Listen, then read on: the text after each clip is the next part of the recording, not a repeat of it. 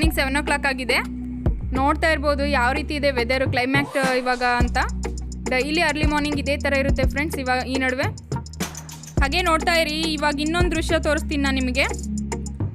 ನೋಡಿ, ನಾನು ತೋರಿಸ್ತಾ ಇರೋದು ನಿಮಗೆ ಕಾಣಿಸ್ತಾ ಇದೆ ಅಂದ್ಕೊಂಡಿದ್ದೀನಿ. ನೋಡಿ ಫ್ರೆಂಡ್ಸ್, ಸನ್ರೈಸ್ ಬಂದಿದೆ. ಅದು ನೋಡಿದರೆ ಚಂದ್ರನ ಥರ ಕಾಣಿಸ್ತಾ ಇದೆ. ಈವ್ನಿಂಗ್ ಚಂದ್ರನ್ ನಾವು ನೋಡಿದಾಗ ಆಕಾಶದಲ್ಲಿ ಯಾವ ರೀತಿ ಕಾಣಿಸುತ್ತೆ ಆ ಥರ ಕಾಣಿಸ್ತಾ ಇದೆ. ಅದು ಮಂಜು ಬಿದ್ದಿರೋದಕ್ಕೆ, ಇದು ಹಿಮ ಬಿದ್ದಿರೋದಕ್ಕೆ ಅದು ಚಂದ್ರನ ಥರ ಕಾಣಿಸ್ತಾ ಇದೆ. ಸೂರ್ಯ ಬಂದು ನೋಡೋದಕ್ಕೆ ಒಂದು ಚೆನ್ನಾಗಿದೆ, ಖುಷಿ ಆಗುತ್ತೆ ನೋಡೋದಕ್ಕೆ ಫ್ರೆಂಡ್ಸ್. ಮತ್ತು ಈ ರೀತಿ ಅರ್ಲಿ ಮಾರ್ನಿಂಗೇನೆ ಈ ಥರ ಹಿಮ ಬಿದ್ದಿದೆ ಅಂದರೆ ಆಫ್ಟರ್ನೂನ್ ಎಲ್ಲ ತುಂಬ ಬಿಸಿಲಿರುತ್ತೆ ಫ್ರೆಂಡ್ಸ್. ಹೊರ್ಗಡೆ ಹೋಗೋಕ್ಕಾಗಲ್ಲ, ಕಾಲಿಡೋಕ್ಕಾಗಲ್ಲ. ಈ ಹಳ್ಳಿ ಕಡೆ ಹೊರ್ಗಡೆ ಕೆಲಸ ಮಾಡೋವಂಥವ್ರಿಗೆ ತುಂಬ ಕಷ್ಟ. ನನಗಂತೂ ಈ ರೀತಿ ಕ್ಲೈಮ್ಯಾಕ್ಟ್ ನೋಡೋದಕ್ಕೆ ತುಂಬಾ ಇಷ್ಟ ಆಗುತ್ತೆ. ನಿಮ್ಗೆ ಯಾರಿಗಾದ್ರೂ ಇಷ್ಟ ಇದ್ದರೆ ನನಗೆ ಕಮೆಂಟ್ ಮಾಡಿ, ಇಷ್ಟ ಆದರೆ ಲೈಕ್ ಮಾಡಿ. ಈ ವ್ಯೂಸ್ ನೋಡೋದಕ್ಕೆ ತುಂಬಾ ಚೆನ್ನಾಗಿರುತ್ತೆ ಅಲ್ವಾ ಫ್ರೆಂಡ್ಸ್. ಹಸ್ಬೆಂಡು ಮಾರ್ನಿಂಗೇ ಗಿಡಕ್ಕೆಲ್ಲ ನೀರು ಹಾಯಿಸ್ತಾ ಇದ್ದಾರೆ, ಬಾವಿ ಸ್ಟಾರ್ಟ್ ಮಾಡಿಕೊಂಡು. ನಾನು ಹಂಗೆ ಹೊರಗಡೆ ಬಂದೆ, ನೋಡೋದಕ್ಕೆ ಒಂದು ಖುಷಿ ಆಯಿತು. ಡೈಲಿ ಏನು ಇದೇ ಥರ ಬರ್ತಾ ಇದೆಯಲ್ಲ ಅಂದ್ಬಿಟ್ಟು ನನಗೆ ಆಶ್ಚರ್ಯ ಆಯಿತು. ಬನ್ನಿ ಫ್ರೆಂಡ್ಸ್, ಒಳಗೆ ಹೋಗೋಣ. ಹಾಗೆ ಯಾರೆಲ್ಲ ಇದೆ ಮೊದಲನೇ ವಿಡಿಯೋ ಆಗಿ ನನ್ನ ವೀಡಿಯೋಸ್ನ ವಾಚ್ ಮಾಡ್ತಾ ಇದ್ದೀರಾ, ದಯವಿಟ್ಟು ವಿಡಿಯೋ ಕೆಳಗಡೆ ಇರುವಂಥ ಸಬ್ಸ್ಕ್ರೈಬ್ ಬಟನ್ನ ಪ್ರೆಸ್ ಮಾಡಿಕೊಂಡು ಪಕ್ಕದಲ್ಲಿರುವಂಥ ಬೆಲ್ಲೈಕನ್ನ ಸೆಲೆಕ್ಟ್ ಮಾಡ್ಕೊಂಡು ವಾಚ್ ಮಾಡಿ ಫ್ರೆಂಡ್ಸ್. ಇದರಿಂದ ನಾನು ನೆಕ್ಸ್ಟ್ ಅಪ್ಲೋಡ್ ಮಾಡಿದಂಥ ಯೂಸ್ಫುಲ್ ವೀಡಿಯೋಸ್ನ ನೋಟಿಫಿಕೇಷನ್ ನಿಮಗೆ ಫಸ್ಟ್ ಬರ್ತಾ ಹೋಗುತ್ತೆ. ಹಾಗೆಯೇ ಆಲ್ರೆಡಿ ಸಬ್ಸ್ಕ್ರೈಬ್ ಮಾಡ್ಕೊಂಡು ವಾಚ್ ಮಾಡ್ತಾ ಇರೋರಿಗೆಲ್ಲ ನಾನು ತುಂಬ ಥ್ಯಾಂಕ್ಸ್ ಹೇಳ್ತೀನಿ. ವಿಡಿಯೋ ಇಷ್ಟ ಆದರೆ ವಿಡಿಯೋ ಕೊನೆಯಲ್ಲಿ ಒಂದು ಲೈಕ್ ಮಾಡೋದನ್ನ ಮರಿಬೇಡಿ. ಹಾಗೆಯೇ ಈ ನಡುವೆ ಏನಾಗ್ತಾಯಿದೆ ಅಂದರೆ ಮಾರ್ನಿಂಗ್ ನನಗೆ ಈವ್ನಿಂಗ್ ಕೆಲಸಗಳು ಆಫ್ಟರ್ನೂನ್ ಏನಾದರೂ ಮಾಡಿ ತೋರಿಸೋಣ, ಯೂಸ್ಫುಲ್ ಆಗಿರೋ ಕಂಟೆಂಟ್ನ ನಿಮ್ಮ ಜೊತೆ ಶೇರ್ ಮಾಡೋಣ ಅಂದ್ಕೊಂಡ್ರೆ ನನಗೆ ಶಾಪಲ್ಲಿ ತುಂಬಾ ಕೆಲಸ. ಇವಾಗ ಹಸ್ಬೆಂಡ್ ತುಂಬ ಬ್ಯುಸಿ ಇರ್ತಾರೆ, ಅವ್ರಿಗೆ 1-2-3 ಜನ ಹೆಲ್ಪ್ಗೆ ಬೇಕಾಗುತ್ತೆ. ಸೊ ಹಂಗಾಗಿ ನಾನು ಅವ್ರಿಗೆ ಅಲ್ಲಿಗೆ ಹೋಗಿ ಹೆಲ್ಪ್ ಮಾಡೋದ್ರಿಂದ ನಾನು ಆಫ್ಟರ್ನೂನ್ ಮನೇಲೇ ಇರ್ತಾಯಿಲ್ಲ. ಹಾಗೆ ನಿಮ್ಗೆ ಇನ್ನೊಂದು ಯೂಸ್ಫುಲ್ ವಿಷಯನ ನಾನು ನಿಮ್ಮ ಜೊತೆ ಶೇರ್ ಮಾಡೋಣ ಅಂದ್ಕೊಂಡಿದ್ದೀನಿ ಫ್ರೆಂಡ್ಸ್. ನೋಡಿ, ನಾನು ಇವಾಗ ಡೈರಿಯಲ್ಲಿ ಹಾಲು ತೊಗೊಳ್ತಾ ಇರೋದು ಅಂತ ಹೇಳಿದೆ ನಿಮಗೆ. ಹಂಗಾಗಿ ನಾನು ಹೋಮ್ ಮೇಡ್ ಬಟರ್ನ ಯಾವ ರೀತಿ ಮಾಡ್ಕೊಳ್ತೀವಿ ಮನೆಯಲ್ಲಿ ಅಂದ್ಬಿಟ್ಟು ನಾನು ನಿಮ್ಮ ಜೊತೆ ಶೇರ್ ಮಾಡ್ತಾ ಇದ್ದೀನಿ. ನೋಡಿ, ನಾವು ತೊಗೊಳ್ಳೋದು 1.5 ಲೀಟರ್ ಹಾಲು. ಅದು ಕಾಯ್ದಿದ್ದಾದಮೇಲೆ ಎಲ್ಲ ಖಾಲಿ ಆದಮೇಲೆ ಈ ರೀತಿ ಕೆನೆನೆಲ್ಲ ನಾವು ಮಿಕ್ಸ್ ಮಾಡಿ ಹಾಕೊಳ್ಳಲ್ಲ. ಟೀಗಾಗಲಿ ಮಕ್ಳಿಗೆ ಹಾಲು ಹಾಕಬೇಕಾದ್ರೆ ಅದನ್ನು ಸೈಡಿಗೆ ಮಾಡಿಬಿಟ್ಟು ಕೆನೆನ ಸ್ಟೋರ್ ಮಾಡಿ ಇಟ್ಕೊಳ್ತೀನಿ ನಾನು.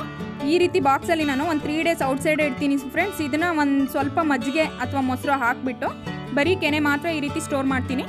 ಇದು ಹೊರ್ಗಡೆನೇ ಇರುತ್ತೆ, 3 days ಏನಾಗಲ್ಲ. ಒಂದು ದಿನದ ಕೆನೆ, 2 ದಿನದ ಕೆನೆ, 3 ದಿನದ ಕೆನೆ ಈ ಥರ ಸ್ಟೋರ್ ಮಾಡಿಬಿಟ್ಟು ಅದನ್ನು ನೋಡಿ 3 days ಆದಮೇಲೆ ನಾನು ಈ ಥರ ಒಂದು ಪಾತ್ರೆಗೆ ಹಾಕ್ಬಿಟ್ಟು ಫ್ರಿಜ್ಜಲ್ಲಿ ಎತ್ತಿಡ್ತೀನಿ. ಹಾಗೆ ಯಾವುದಾದ್ರೂ ಒಂದು ಟಿಫನ್ ಯೂಸ್ ಮಾಡಬೇಕಾದ್ರೆ ನನಗೆ ಏನಾದರೂ ಫ್ರೆಶ್ ಕ್ರೀಮ್ ಯೂಸ್ ಮಾಡೋ ಥರ ಟಿಫನ್ ಏನಾದರೂ ಯೂಸ್ ಮಾಡಿದರೆ ಅದು ಬೇಕಾಗುತ್ತೆ, ಅದರಲ್ಲಿ ತೆಗಿತಾ ಇರ್ತೀನಿ. ನೋಡಿ, ಇವಾಗ ಆಲ್ರೆಡಿ ನಾನು 2 times ಅದನ್ನು ಸ್ಟೋರ್ ಮಾಡಿ ಬೌಲಿಗೆ ಹಾಕಿ ಎತ್ತಿಟ್ಟಿದ್ದೆ. 6 daysದು ಅದರಲ್ಲಿದೆ ಕೆನೆ. ಇವಾಗ ಇದೊಂದು ಸೇರಿ ಇದೊಂದು 3 daysದು ಸೇರಿ ಇದೊಂದು 9 daysದು ಕೆನೆ ಸ್ಟೋರ್ ಮಾಡಿ ಇಟ್ಟಿದ್ದೀನಿ. ಇದ್ರ ಮೇಲೆ ನಾನು ಎತ್ತಿಡಲ್ಲ. ಇವತ್ತು ಕಡಿಬೇಕಾಗಿತ್ತು ಫ್ರೆಂಡ್ಸ್. ಇವತ್ತು ಮಂಡೇ ಇರೋದ್ರಿಂದ ತುಂಬ ಕೆಲಸಗಳಿರುತ್ತೆ ಮನೆಯಲ್ಲಿ. ಸೊ ಹಾಗಾಗಿ ಇವತ್ತೇನು ಕಡಿತಾ ಇಲ್ಲ. ಮತ್ತು ಟೈಮು ಆಗೋಗ್ಬಿಟ್ಟಿದೆ. ಬಿಸಿಲು ಬಂದಮೇಲೆ ಕಡಿದ್ರೆ ಚೆನ್ನಾಗಿರಲ್ಲ ಅಂದ್ಬಿಟ್ಟು ಅಮ್ಮ ಹೇಳ್ತಾ ಇರ್ತಾರೆ ಯಾವಾಗಲೂ. ಇದನ್ನು ಈ ಥರ ಮಾಡೋದನ್ನ ನನಗೆ ಮದುವೆ ಆಗಿ ಬಂದಮೇಲೆ ಅತ್ತೇನೆ ನನಗೆ ಹೇಳ್ಕೊಟ್ಟಿದ್ದು. ಕೆನೆನ ಯಾವ ರೀತಿ ಫ್ರಿಜ್ಜಲ್ಲಿ ಎತ್ತಿಟ್ಬಿಟ್ಟು ಅದನ್ನು ಬೆಣ್ಣೆ ತೆಕ್ಕೋಬೇಕು ಅಂದ್ಬಿಟ್ಟು. ನೋಡಿ, ಇವಾಗ ನಾನು ಡೈರಿನಲ್ಲಿ ತಂದಿದ್ದ ಹಾಲನ್ನ ಇವಾಗ 1.5 ಲೀಟರ್ನ ನಾನು ಕಾಯ್ಸೋಕೆ ಹಾಕ್ತಾಯಿದ್ದೀನಿ. ರೆಗ್ಯುಲರಾಗಿ ನಾವು ಒಂದೇ ಸಲ ಕಾಯ್ಸೋಕೆ ಹಾಕೋಬಿಡ್ತೀವಿ. ಕೆಲವ್ರು ಏನು ಮಾಡಿಬಿಡ್ತಾರೆ ಅಂದರೆ ಈ ಸಿಟಿ ಕಡೆ ಎಲ್ಲ ಪಾಕೆಟ್ ಹಾಲು ತಂದು ಕಾಯಿಸೋಂಥವ್ರು ಅವ್ರಿಗೆ ಬೇಕಾದಾಗ ಒಂದು 1/2 ಲೀಟರ್ ಕಾಯಿಸ್ಕೊತಾ ಇರ್ತಾರೆ. ಹಂಗಾಗಿ ಅವ್ರು ಕೆನೆನೆಲ್ಲ ಸ್ಟೋರ್ ಮಾಡೋಕ್ಕಾಗಲ್ಲ. ಒಂದೇ ಸಲ ಕಾಯಿಸೋದ್ರಿಂದ ಕೆನೆ ಅದು ಚೆನ್ನಾಗಿ ಬರುತ್ತೆ ಫ್ರೆಂಡ್ಸ್. ಸೊ ಹಾಗಾಗಿ ಇದೊಂದು ಟಿಪ್ಸು. ಏನು ಮಾಡ್ತೀವಿ ಅಂದರೆ ನಾವು ಒಂದೇ ಸಲ ಕಾಯಿಸಿ ಒಂದು 10 ನಿಮಿಷ ಎಕ್ಸ್ಟ್ರಾ ಕಾಯಿಸಿ ಕುದಿಸಿ ಎತ್ತಿಟ್ಕೊಳ್ಳೋದ್ರಿಂದ ಚೆನ್ನಾಗಿ ಕೆನೆ ಬಂದಿರುತ್ತೆ. ಅದರಿಂದ ನಾವು ಬೆಣ್ಣೆನೂ ತೊಗೋಬೋದು. ನಾನು 1 ಮಂತಿಗೆ ಎಷ್ಟು ಬೆಣ್ಣೆ ತೆಗಿತೀನಿ ಅನ್ನೋದನ್ನು ನಾನು ನಿಮ್ಮ ಜೊತೆ ನೆಕ್ಸ್ಟ್ ವೀಡಿಯೋನಲ್ಲಿ ವ್ಲಾಗಲ್ಲಿ ನಿಮ್ಮ ಜೊತೆ ಶೇರ್ ಮಾಡ್ತೀನಿ. ಹಾಗೆಯೇ ಯಾವ ರೀತಿ ಬೆಣ್ಣೆ ತೆಗೆಯೋದು ನಾನು ಮತ್ತು ಎಷ್ಟು ಬರುತ್ತೆ, ಒಂದು 9 days ಕೆನೆಯಲ್ಲಿ ಎಷ್ಟು ಬರುತ್ತೆ ಅನ್ನೋದನ್ನ ನಾನು ನಿಮಗೆ ಕಂಪ್ಲೀಟಾಗಿ ಶೇರ್ ಮಾಡ್ತೀನಿ. ನೆಕ್ಸ್ಟ್ ಬರೋವಂಥ ವೀಡಿಯೋನ ಮಿಸ್ ಮಾಡ್ದಿರ ವಾಚ್ ಮಾಡಿ. ನೋಡಿ ಫ್ರೆಂಡ್ಸ್, ಫುಲ್ ಕಾಯ್ದಿದ್ದಾದಮೇಲೆ ತಕ್ಷಣ ಆಫ್ ಮಾಡಲ್ಲ. ಈ ರೀತಿ ಒಂದು 5 ನಿಮಿಷ ಕುದಿಸ್ಬಿಟ್ಟು ಆಫ್ ಮಾಡೋದ್ರಿಂದ ಚೆನ್ನಾಗಿ ಕೆನೆ ಬಂದಿರುತ್ತೆ. ಹಾಗೆ ಬನ್ನಿ ಫ್ರೆಂಡ್ಸ್, ಟೈಮ್ ಆಲ್ರೆಡಿ 10 o'clock ಆಯಿತು. ನಾನಿವತ್ತು ಟಿಫನಿಗೆ ಪುಳಿಯೋಗರೆ ಮಾಡಿದ್ದೆ ಫ್ರೆಂಡ್ಸ್. ಇದು ಇನ್ಸ್ಟೆಂಟಾಗಿ ಆಗುವಂಥ MTR ಪುಳಿಯೋಗರೆ ಮಾಡಿದ್ದೆ. ಹಂಗಾಗಿ ಟಿಫನ್ ಎಲ್ಲ ಶೇರ್ ಮಾಡಲಿಲ್ಲ. ನೋಡಿ, ಮಗ ರೆಡಿಯಾಗಿ ಹೋಗ್ತಾ ಇದ್ದಾನೆ. ಅವನು ಅಂಗನವಾಡಿಗೆ ಬಿಟ್ಟು ಬರೋಣ ಅಂದ್ಬಿಟ್ಟು ಕರ್ಕೊಂಡು ಹೋಗ್ತಾ ಇದ್ದೀನಿ. ಹಾಗೆ ನಾನು ಲಾಸ್ಟ್ ವ್ಲಾಗಲ್ಲಿ ನಾನು ನಿಮ್ಮ ಜೊತೆ ಹೇಳಿದ್ದೆ ಅವನನ್ನು ಫಸ್ಟ್ ಟೈಮ್ ಕಳಿಸ್ತಾ ಇರೋದು ಅಂದ್ಬಿಟ್ಟು. ಸಾಟರ್ಡೆ ಹೋಗಿದ್ದ. ಸಾಟರ್ಡೆ ಹೋಗ್ಬಿಟ್ಟು ಏನು ಮಾಡ್ದೆ, ನಾನು ಟಿಫನ್ ಎಲ್ಲ ತಿನ್ನಿಸಿ ಹಾಲೆಲ್ಲ ಕುಡಿಸ್ಬಿಟ್ಟು ಕಳಿಸಿದ್ದೆ. ಅಮ್ಮ ಬೇಕು ಅಂದ್ಬಿಟ್ಟು ನಾನು ಈ ಕಡೆ ಬಂದಿದ್ದ ತಕ್ಷಣ ಅಳಕ್ಕೆ ಸ್ಟಾರ್ಟ್ ಮಾಡಿ ವಾಮಿಟ್ ಮಾಡಿಕೊಂಡು ಎಲ್ಲ ಮುಗಿಸ್ಕೊಂಡು 10 ನಿಮಿಷಕ್ಕೆಲ್ಲ ನಾನು ಹಿಂದೆನೇ ಬಂದುಬಿಟ್ಟಿದ್ದ. ಕರ್ಕೊಂಡು ಬಂದುಬಿಟ್ಟೋದ್ರು ಮನೆಗೆ, ವಾಮಿಟ್ ಮಾಡ್ದೆ ಅಂದ್ಬಿಟ್ಟು ಭಯ ಪಟ್ಕೊಂಡು. ಸೊ ಇವತ್ತು ಟಿಫನ್ ಏನು ತಿನ್ನಿಸಿಲ್ಲ, ಪುಳಿಯೋಗರೆ ಬಾಕ್ಸಿಗೆ ಹಾಕಿ ಕಳಿಸ್ತಾ ಇದ್ದೀನಿ, ಅಲ್ಲೇ ತಿನ್ನಲಿ ಅವನು ಅಂದ್ಬಿಟ್ಟು. ತಿನ್ನೋದು ರೂಢಿ ಆಗಲಿ ಅಂದ್ಬಿಟ್ಟು ಅಲ್ಲೇ ಬಾಕ್ಸಿಗೆ ಹಾಕಿ ಕಳಿಸ್ತಾ ಇದ್ದೀನಿ. ನೋಡ್ಬೇಕು ಇವತ್ತು ಏನು ಮಾಡ್ಕೊಂಡು ಬರ್ತಾನೆ ಅಂದ್ಬಿಟ್ಟು. ಇವತ್ತು ಸ್ವಲ್ಪ ಡಲ್ಲಾಗೆ ಹೋಗ್ತಾ ಇದ್ದಾನೆ. ಇವತ್ತು ನಿನ್ನೆ ಅಳ್ತಾ ಇದ್ನಲ್ವ, ಇವತ್ತೆಲ್ಲ ಮಂಕಾಗಿದ್ದಾನೆ ಸ್ವಲ್ಪ. ಇರಲಿ ಒಂದು ಸ್ವಲ್ಪ ಅಡ್ಜಸ್ಟ್ ಆಗಲಿ ಅಂದ್ಬಿಟ್ಟು ನಾನೇ ಫೋರ್ಸಬಲಿ ಕರ್ಕೊಂಡೋಗಿ ಬಿಟ್ಟು ಬರ್ತಾ ಇದ್ದೀನಿ, ಮನೆ ಹತ್ರ ಇರೋದಲ್ವ ಅಂದ್ಬಿಟ್ಟು. Good evening friends. ನೋಡಿ ಫ್ರೆಂಡ್ಸ್, ನಾನು ಮಾರ್ನಿಂಗಿಂದ ಮತ್ತೆ ವ್ಲಾಗ್ ಕಂಟಿನ್ಯೂ ಮಾಡೋಕ್ಕಾಗಲಿಲ್ಲ. ಯಾಕೆಂದರೆ ಮಗಳು ಕ್ಲಾಸು ಅದು ಇದು ಅಂದ್ಕೊಂಡು ಇದೇ ಆಗೋಗುತ್ತೆ. ಈ ನಡುವೆ ಏನು ಕಂಟಿನ್ಯೂ ಮಾಡೋಕ್ಕಾಗ್ತಾಯಿಲ್ಲ. ಅದ್ರ ಮಧ್ಯೆ ಒಂದೊಂದ್ಸಲ ಶಾಪ್ ಹತ್ರನೂ ಹೋಗಿ ಬರಬೇಕಾಗುತ್ತೆ. ಹಸ್ಬೆಂಡಿಗೆ ಟಿಫನು ಊಟ ಏನಾದರೂ ತೊಗೊಂಡು ಹೋಗ್ತಾ ಇರ್ತೀನಿ. ಅಲ್ಲಿ ಹೋದ್ಮೇಲೆ ಒಂದು ಸ್ವಲ್ಪ ಹೊತ್ತು ಲೇಟ್ ಆಗೇ ಬಿಡುತ್ತೆ, ಬರೋಕ್ಕಾಗಲ್ಲ. ನೋಡಿ ಫ್ರೆಂಡ್ಸ್, ಇವತ್ತು ನಾನು ನಿಮ್ಮ ಜೊತೆ ಫ್ರೆಂಚ್ ಫ್ರೈನ ಶೇರ್ ಮಾಡೋಣ ಅಂದ್ಕೊಂಡಿದ್ದೀನಿ. ಅದಕ್ಕೆ ನಾನು ಉದ್ದುದ್ದ ಆಲೂಗೆಡ್ಡೆ ಪೊಟ್ಯಾಟೋನ ಎತ್ಕೊಂಡಿದ್ದೀನಿ. ಇದನ್ನ ನಾವು ಔಟ್ಸೈಡೆಲ್ಲ ಹೋದಾಗ ಏನಾದರೂ ಪಿಜ್ಜಾ ಸ್ಪಾಟ್ಗೆ ಹೋದರೆ ಅಥವಾ ಯಾವುದಾದ್ರೂ ಇವಾಗ ಥಿಯೇಟರ್ಗೆಲ್ಲ ಹೋಗ್ತಾ ಇರ್ತೀವಿ ಅಂದ್ಕೊಳ್ಳಿ, ಮಾಲ್ಗಳಲ್ಲೆಲ್ಲ ಥಿಯೇಟರ್ಗಳಿಗೆಲ್ಲ ಹೋದಾಗ ಈ ಥರ ಮಕ್ಳುಗಳು ತುಂಬ ಇಷ್ಟಪಡ್ತಾರೆ ಮತ್ತು ದೊಡ್ಡವ್ರಿಗೂ ಇಷ್ಟ ಆಗುತ್ತೆ, ತೊಗೊಂಡು ತಿಂತಾ ಇರ್ತೀವಿ.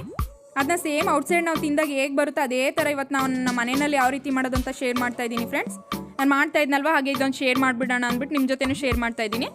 ಉದ್ದುದ್ದ ಪೊಟ್ಯಾಟೊ ತೊಗೊಂಡು ಸಿಪ್ಪೆ ಎಲ್ಲ ತೆಗೆದು ಇವಾಗ ವಾಶ್ ಮಾಡಿದ್ದೀನಿ ಫ್ರೆಂಡ್ಸ್. ನಾನು ಆಲ್ರೆಡಿ ಒಂದು ಪ್ರೆಸ್ ಮಾಡಿ ನೋಡಿದೆ, ಅದು ಚೆನ್ನಾಗಿ ಬರುತ್ತಾ ಅಂದ್ಬಿಟ್ಟು. ತುಂಬ ದಿನ ಆಯಿತು ಮಾಡಿ ಇದರಲ್ಲಿ. ಇದಂತೂ ತುಂಬಾ ಚೆನ್ನಾಗಿ ಬರುತ್ತೆ ಇದರಲ್ಲಿ. ಈ ಥರ ಒಂದು ಕಟ್ಟರ್ ಇದ್ದರೆ ನೀವು ಮನೆಯಲ್ಲಿ ಯೂಸ್ ಮಾಡಿ ನೋಡಿ.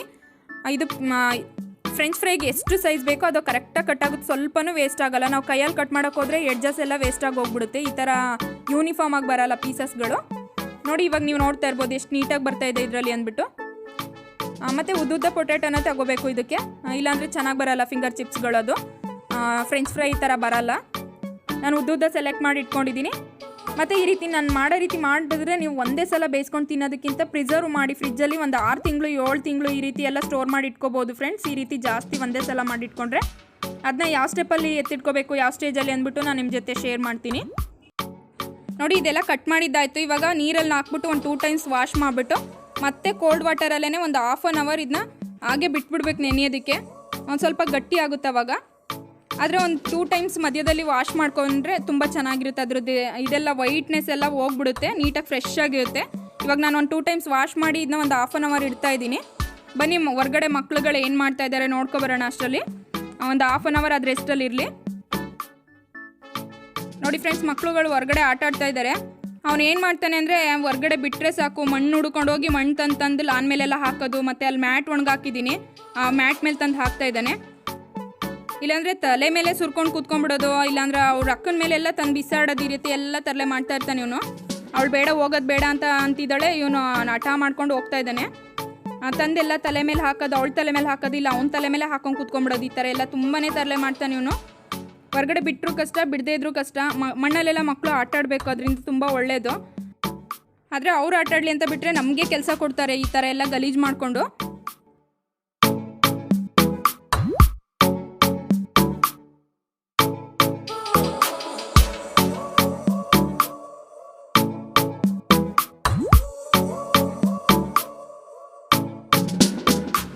ಓಕೆ ಫ್ರೆಂಡ್ಸ್, ಬನ್ನಿ ಇವಾಗ ½ ಅನ್ ಅವರ್ ಅದನ್ನ ನೆನೆಸಿಟ್ಟಿದ್ದಾಯಿತು.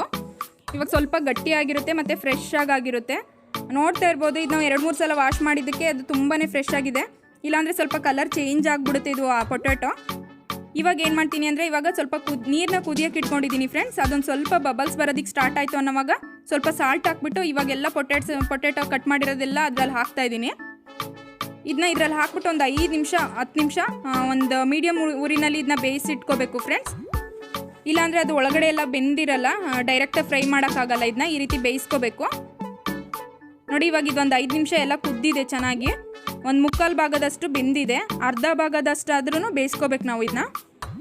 ಇವಾಗ ಇದನ್ನೆಲ್ಲ ಒಂದು ಕಾಟನ್ ಬಟ್ಟೆ ಮೇಲೆ ಹಾಕ್ಕೊಳ್ತಾ ಇದ್ದೀನಿ ನಾನು. ಒಂದು ಟ್ರೇ ಮೇಲೆ ಕಾಟನ್ ಬಟ್ಟೆ ಹಾಕ್ಬಿಟ್ಟು ಅದ್ರ ಮೇಲೆ ಹಾಕ್ಕೊಳ್ತಾ ಇದ್ದೀನಿ, ನೀರು ಡ್ರೈ ಆಗಲಿ ಅಂದ್ಬಿಟ್ಟು. ತುಂಬ ಬೇಯಿಸೋ ಹಾಗಿಲ್ಲ ಫ್ರೆಂಡ್ಸ್, ತುಂಬ ಬೇಯಿಸಿದ್ರೆ ಎಲ್ಲ ಪುಡಿ ಪುಡಿ ಆಗೋಗ್ಬಿಡುತ್ತೆ. ಒಂದು ಅರ್ಧದಷ್ಟು ಅಥವಾ 3/4 ಭಾಗದಷ್ಟು ಬೆಂದರೆ ಸಾಕು. ಇವಾಗ ಇದನ್ನೊಂದು ಸ್ವಲ್ಪ ಒಂದು 10 ನಿಮಿಷ ಇದು ನೀರು ಸೋರೋದಕ್ಕೆ ಅಂತ ಇಡ್ತಾ ಇದ್ದೀನಿ ಫ್ಯಾನ್ ಕೆಳಗಡೆ. ಒಂದು ಸ್ವಲ್ಪ ನೀರೆಲ್ಲ ಸೋರ್ಕೊಂಡ್ಮೇಲೆ ಇದನ್ನ 1 ರೌಂಡ್ ನಾವು ಆಯಿಲಲ್ಲಿ ಫ್ರೈ ಮಾಡ್ಕೋಬೇಕು. ಒಂದು 2 ನಿಮಿಷ ಅಷ್ಟೇ, ಜಸ್ಟ್ ಹಾಗೆ ಡಿಪ್ ಮಾಡಿ ಎತ್ತಿಡೋದಷ್ಟೇ. ನೋಡಿ ಇವಾಗ ಆಯಿಲ್ ಕಾಯಲಿಕ್ಕೆ ಇಟ್ಕೊಂಡಿದ್ದೀನಿ ನಾನು. ಇದು ಒಂದು ಡ್ರೈ ಆಗಿದೆ ಫ್ರೆಂಡ್ಸ್. ಇದು ಒಂದು ಫ್ಯಾನ್ ಕೆಳಗಡೆ ಒಂದು 10 ಮಿನಿಟ್ಸ್ ಇಟ್ಟಿದ್ದೆ. ನೀವು ಹಾಗೆ ಇಟ್ಕೊಂಡ್ರೂ ಡ್ರೈ ಆಗುತ್ತದು. ಇವಾಗ ಕಾಯ್ದಿರೋ ಆಯಿಲ್ಗೆ ನಾನು ಒಂದು 2 ಮಿನಿಟ್ಸ್ ಅಷ್ಟೇ ಡಿಪ್ ಮಾಡಿ ಎತ್ತಿಟ್ಕೊಳ್ತೀನಿ. ಈ ರೀತಿ ಎತ್ತಿಟ್ಕೊಂಡಿರುವಂಥ ಪೊಟ್ಯಾಟೋಸ್ನ ನೀವು ಫ್ರೆಂಚ್ ಫ್ರೈನ ನೀವು ಜಾಸ್ತಿ ದಿನ ಲಾಂಗ್ ಟೈಮ್ ಪ್ರಿಸರ್ವ್ ಮಾಡಿ ಒಂದು ಏರ್ ಟೈಟ್ ಕಂಟೈನರಲ್ಲಾಗಿರ್ಬೋದು ಅಥವಾ ಏರ್ ಟೈಟ್ ಏರ್ ಲಾಕ್ ಕವರ್ಗೆ ಬರುತ್ತಲ್ವ ಅದರಲ್ಲಾದರೂ ಸರಿ ಸ್ಟೋರ್ ಮಾಡಿ ಎತ್ತಿಟ್ಕೊಂಡ್ರೆ ನೀವು ಫ್ರಿಜ್ಜಲ್ಲಿ ನೀವು ಬೇಕಾದಾಗ ಡೀಪ್ ಫ್ರೈ ಮಾಡಿಕೊಂಡು ನೀವು ಮಕ್ಳಿಗೆ ಕೊಡ್ಬೋದು ಅಥವಾ ನೀವು ಬೇಕಾದ್ರೂ ತಿನ್ಬೋದು. ಇಷ್ಟೇ ಜಸ್ಟ್ ಒಂದು 2 ಮಿನಿಟ್ಸ್ ಅಷ್ಟೇ ಡಿಪ್ ಮಾಡಿ ಎತ್ತಿಡ್ತಾ ಇದ್ದೀನಿ ಫಸ್ಟು. ನೆಕ್ಸ್ಟ್ ಸೆಕೆಂಡ್ ಟೈಮ್ ಬೇಯಿಸ್ಬೇಕಾದ್ರೆ ಡೀಪ್ ಫ್ರೈ ಮಾಡ್ಕೋಬೇಕು. ನೋಡಿ ಇವಾಗ ಇಷ್ಟು ಜಸ್ಟ್ ಹಂಗೇ ಒಂದು ಸ್ವಲ್ಪ ಆಯಿಲಲ್ಲಿ ಡೀಪ್ ಫ್ರೈ ಮಾಡ್ತಾಯಿಲ್ಲ, ಜಸ್ಟ್ ಹಂಗೇ ಒಂದು 2 ಮಿನಿಟ್ಸ್ ಡಿಪ್ ಮಾಡಿ ಎತ್ತಿಟ್ಕೊಳ್ತಾ ಇದ್ದೀನಿ. ಎತ್ತಿಟ್ಬಿಟ್ಟು ಇದನ್ನ 1 ಅವರ್ ಮತ್ತೆ ಫ್ರಿಜ್ಜಲ್ಲಾದರೂ ಸರಿ ಔಟ್ಸೈಡ್ ಆದರೂ ಸರಿ 1 ಅವರ್ ಇದು ಕೂಲ್ ಆಗೋದಕ್ಕೆ ಬಿಡಬೇಕು. ಫುಲ್ಲು ಕೂಲ್ ಆದಮೇಲೆ ಸೆಕೆಂಡ್ ಟೈಮ್ ನಾನು ಇವಾಗ ಇದು ಕೂಲ್ ಮಾಡೋದಕ್ಕೆ ಇಟ್ಟಿದ್ದೆ ಫ್ರೆಂಡ್ಸ್. ಇದನ್ನ ನಾನು ಫ್ರಿಜ್ಜಲ್ಲೇ ಎತ್ತಿಟ್ಟಿದ್ದೆ. ಇದು ಕೂಲ್ ಆದಮೇಲೆ ಇವಾಗ ಡೀಪ್ ಫ್ರೈ ಮಾಡೋದಕ್ಕೆ ಹಾಕೋಣ. ಸೆಕೆಂಡ್ ಟೈಮ್ ಇದನ್ನ ಡಿಪ್ ಮಾಡಿ ಫ್ರೈ ಮಾಡೋದ್ರಿಂದ ನಮಗೆ ಕ್ರಂಚಿಯಾಗಿರುತ್ತೆ, ಕ್ರಿಸ್ಪಿಯಾಗಿ ಬರುತ್ತೆ. ಡೈರೆಕ್ಟಾಗಿ ನಾವು ಒಂದೇ ಸಲ ಫ್ರೈ ಮಾಡೋಕ್ಕೆ ಹೋದರೆ ಅದು ಕ್ರಿಸ್ಪಿನೆಸ್ ಬರೋಲ್ಲ ಫ್ರೆಂಡ್ಸ್. ಹಾಗಾಗಿ ನಾವು ಇದನ್ನ 2 ಟೈಮ್ಸ್ ಫ್ರೈ ಮಾಡಬೇಕು. ಇವಾಗ ನಾವು ಬಿಗ್ ಬಜಾರಲ್ಲಾಗಿರ್ಬೋದು, ಔಟ್ಸೈಡ್ ರಿಲಯನ್ಸಲ್ಲಾಗಿರ್ಬೋದು ಇದನ್ನ ಪಾಕೆಟೆಲ್ಲ ನಾವು ತಂದು ತಿನ್ನೋಕೆ ಹೋದರೆ ಅವರು ಇದೇ ಥರ ಮಾಡಿಟ್ಟಿರ್ತಾರೆ. ಒಂದು ಸಲ ನೀರಲ್ಲಿ ಬೇಯಿಸಿ ಒಂದು ಸಲ ಜಸ್ಟ್ ಹಾಗೇ ಫ್ರೈ ಮಾಡಿಬಿಟ್ಟು ಪ್ಯಾಕ್ ಮಾಡಿಟ್ಟಿರ್ತಾರೆ. ನಾವು ಸೆಕೆಂಡ್ ಟೈಮ್ ಅದು ಕೋಲ್ಡ್ ಪ್ರಿಸರ್ವಿಂದ ತೆಗೆದು ಬೇಯಿಸೋದ್ರಿಂದ ಕ್ರಿಸ್ಪಿಯಾಗಿ ಬರುತ್ತೆ. ಸೊ ಹಾಗಾಗಿ ನಾವು ಇದೇ ಪ್ರೊಸೀಜರಲ್ಲಿ ಮಾಡಬೇಕು. ಇವಾಗ ಇದನ್ನ ಡೀಪ್ ಫ್ರೈ ಮಾಡಾದಮೇಲೆ ಕ್ರಿಸ್ಪಿಯಾಗಿ ಬರುತ್ತೆ. ಎಷ್ಟು ಚೆನ್ನಾಗಿ ಬರುತ್ತೆ ಅಂದರೆ ನಾವು ಔಟ್ಸೈಡ್ ತಿನ್ನೋ ಥರನೇ ಸೇಮ್ ಟು ಸೇಮ್ ಬರುತ್ತೆ.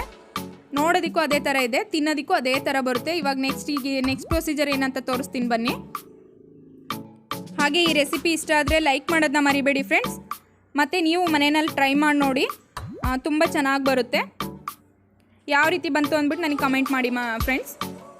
ನೋಡಿ ಇವಾಗ ಇದನ್ನ ಬೌಲಲ್ಲಿ ಅದೇ ಥರ ಎಲ್ಲನೂ ಬೇಯಿಸ್ಕೊಂಡಿದ್ದೀನಿ. ನಾನು ಒಂದೇ ಸಲಕ್ಕೇ ಬೇಯಿಸ್ತಾ ಇದ್ದೀನಿ, ಜಾಸ್ತಿ ಏನು ಮಾಡಿ ಪ್ರಿಸರ್ವ್ ಮಾಡೋ ಅಷ್ಟೆಲ್ಲ ನಾನು ಮಾಡ್ತಾಯಿಲ್ಲ. ನೋಡಿ ಇವಾಗ ಇದಿಷ್ಟು ಬೆಂದಾದಮೇಲೆ ತುಂಬ ಕ್ರಿಸ್ಪಿಯಾಗಿದೆ. ಇವಾಗ ಸೆಕೆಂಡ್ ಟೈಮ್ ಫ್ರೈ ಮಾಡಿದ್ಮೇಲೆ ಇವಾಗ ಇದಕ್ಕೆ ನಾನು ಸ್ವಲ್ಪ ಸಾಲ್ಟು ಮತ್ತು ಖಾರದ ಪುಡಿನ ಮಿಕ್ಸ್ ಮಾಡಿ ಇಟ್ಕೊಂಡಿರ್ತೀನಿ. ಯಾವಾಗಲೂ ಮಕ್ಕಳಿಗೆ ಎಗ್ಗೆಲ್ಲ ಬೇಯಿಸ್ಕೊಡೋದಕ್ಕೆ ಬೇಕಾಗುತ್ತೆ ಅಂದ್ಬಿಟ್ಟು ನಾನು ಯಾವಾಗಲೂ ಈ ರೀತಿ ಮಿಕ್ಸ್ ಮಾಡಿ ಬಾಕ್ಸಲ್ಲಿ ಇಟ್ಟಿರ್ತೀನಿ. ಅದನ್ನ ಲೈಟಾಗಿ ಅದನ್ನ ಹಾಕ್ತಾಯಿದ್ದೀನಿ. ಮತ್ತು ಅದ್ರ ಜೊತೆಗೆ ಸ್ಪರ್ಶ್ ಚಾಟ್ ಮಸಾಲನೂ ಒಂದು ಸ್ವಲ್ಪ ಹಾಕ್ತಾಯಿದ್ದೀನಿ. ಇದನ್ನು ಹಾಕೋದ್ರಿಂದ ತುಂಬಾ ಚೆನ್ನಾಗಿ ಆಗುತ್ತೆ. ಒಂದು ಸ್ವಲ್ಪ ಹಾಕ್ಕೊಳ್ಳಿ. ಉಪ್ಪಿನ ಪುಡಿ, ಖಾರದ ಪುಡಿ ಮತ್ತು ಸ್ವಲ್ಪ ಚಾಟ್ ಮಸಾಲ ಹಾಕಿ ನೀಟಾಗಿ ಮಿಕ್ಸ್ ಮಾಡ್ಕೊಳ್ಳೋಣ. ಇದಿಷ್ಟೇ ಫ್ರೆಂಡ್ಸ್. ಟೊಮೆಟೊ ಕೆಚಪ್ ಜೊತೆಗೆ ಇದನ್ನು ತಿಂದರೆ ನೀವು ಔಟ್ಸೈಡ್ ತಿನ್ನೋದಕ್ಕಿಂತ ಇನ್ನೂ ತುಂಬ ಚೆನ್ನಾಗಿರುತ್ತೆ. ಸೇಮ್ ಟು ಸೇಮ್ ಹಾಗೆ ಬರುತ್ತೆ ಇದು. ನೋಡಿದ್ರಲ್ಲ ಫ್ರೆಂಚ್ ಫ್ರೈ ಯಾವ ರೀತಿ ರೆಡಿ ಆಯಿತು ಅಂತ. ಈ ರೆಸಿಪಿ ನಿಮ್ಗೆ ಇಷ್ಟ ಆದರೆ ಲೈಕ್ ಮಾಡಿ, ಶೇರ್ ಮಾಡಿ, ಹಾಗೆ ನಿಮ್ಮ ಅನಿಸಿಕೆನ ಕಮೆಂಟ್ ಮಾಡಿ ಅಂತ ಹೇಳ್ತಾ ನೋಡಿ ಫ್ರೆಂಡ್ಸ್. ಇವಾಗ ಇದನ್ನ ನಾನು ಟೊಮೆಟೊ ಕೆಚಪ್ ಜೊತೆ ಸರ್ವ್ ಮಾಡ್ಕೊಳ್ತಾ ಇದ್ದೀನಿ. ಮಕ್ಕಳು ತುಂಬಾ ಇಷ್ಟಪಡ್ತಾರೆ ಇದನ್ನ. ಎಲ್ರಿಗೂ ಇಷ್ಟ ಆಗುತ್ತೆ, ಅದರಲ್ಲೂ ಮಕ್ಕಳುಗಳಿಗೆ ತುಂಬ ಇಷ್ಟ ಆಗುತ್ತೆ. ನೋಡಿದ್ರಲ್ಲ ಫ್ರೆಂಡ್ಸ್ ಫ್ರೆಂಚ್ ಫ್ರೈ ಯಾವ ರೀತಿ ರೆಡಿ ಆಯಿತು ಅಂತ. ಈ ವಿಡಿಯೋನ ಇಲ್ಲಿಗೆ ಎಂಡ್ ಮಾಡ್ತಾ ಇದ್ದೀನಿ. ನೆಕ್ಸ್ಟ್ ಒಂದು ಯೂಸ್ಫುಲ್ ಇಂಟ್ರೆಸ್ಟಿಂಗ್ ವ್ಲಾಗ್ ಜೊತೆಗೆ ಸಿಗ್ತೀನಿ ಅಂತ ಹೇಳ್ತಾ take care all of you. Bye.